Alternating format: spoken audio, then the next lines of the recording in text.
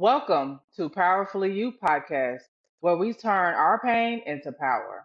I'm your host, Shareatha. I help emotionally wounded, spiritually curious people heal from trauma and reclaim their voice so that they can stop pretending and people pleasing and start living their truth and be powerful. Today's Powerfully You moment is for those of us who've ever been made to feel like the villain just for loving ourselves. Not being selfish, but learning how to love with limits, and people say that we are. There comes a moment, quiet but undeniable, when we start choosing ourselves. We say no to the things we used to say yes to. We stop picking up the phone on our day off. We start letting people do what they always were capable of doing without our help. We realize it is not our job to hold everything together anymore. And maybe for the first time, we admit out loud that it is not my responsibility anymore, it's theirs.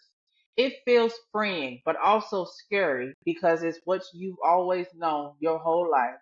Because when we stop bending, stop people pleasing, some people stop clapping. And people who love the old version of us, the self sacrificing, over-giving version, start acting distant, cold, maybe even cruel. Suddenly, we're not supportive, we're selfish. Suddenly, we're not loving, meaning not people pleasing at the expense of ourselves. So now we're too much. And the hardest part is we're doing good. We're healing. We're growing. And somehow that makes others uncomfortable. And we're trying to figure out, how does me healing and growing make you uncomfortable when my healing is about me, not you? But then through healing, you realize you become a mirror to what they refuse to face in their lives, therefore making them feel uncomfortable. That has nothing to do with you. Although we then tend to think if we made somebody uncomfortable, it's our fault, when that is the furthest from the truth. We tend to carry the weight of others because we are still tender from the pain we went through, just to realize in the end, it wasn't our emotional baggage to carry in the first place. Have you ever noticed how some people react when you're happy? Not performative happy, but peaceful happy. I'm living my life to the fullest happy. That kind of peace that doesn't need validation. It isn't loud or flashy, just present. And instead of celebrating that with us, they withdraw. They get passive aggressive. They throw little jabs. They talk behind our backs. Look look confused about why we're growing when we're not even trying to impress them. We're trying to do it for ourselves. Our healing and growing has nothing to do with them, but they somehow make it about them. It's almost like our healing threatens the part of them still avoiding their own. When that happens, it cuts deep, real deep. You're left wondering, how does my healing make people I love the most mad? Because it doesn't just feel like rejection, it reopens old wounds, abandonment, the feeling you've been trying to avoid your whole life, betrayal, the feeling of wanting the best for everyone and everybody else. And they somehow make your healing and changing about them. So they decide to betray you, feeling like we're never enough.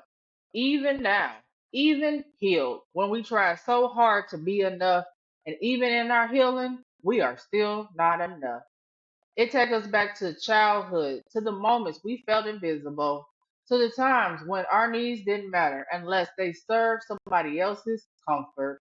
And now, even as adults, doing the work, loving ourselves fully, we're left wondering, why does this still hurt so much?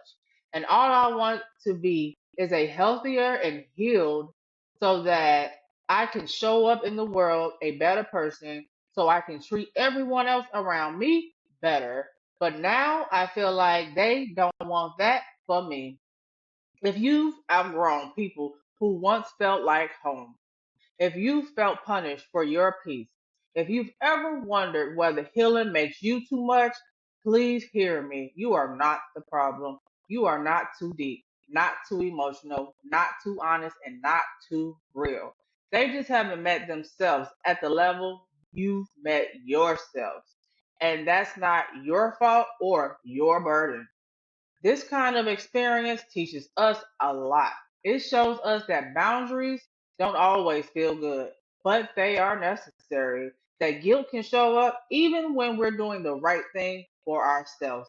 That people project their fears onto us when we stop playing the roles they depended on.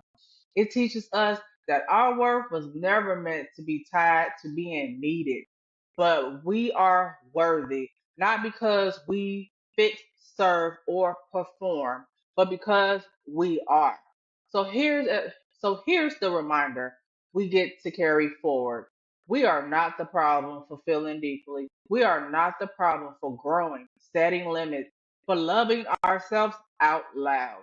We are not wrong for wanting peace in a world that avoids truth.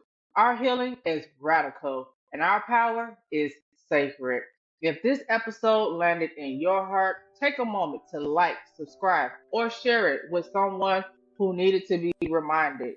Your light may intimidate those still standing in the dark, but that doesn't mean you should dim it. You're not alone. You're not too much. You're not the villain. You're just powerful. This has been Powerfully You, and so are you. I will see you on the next episode.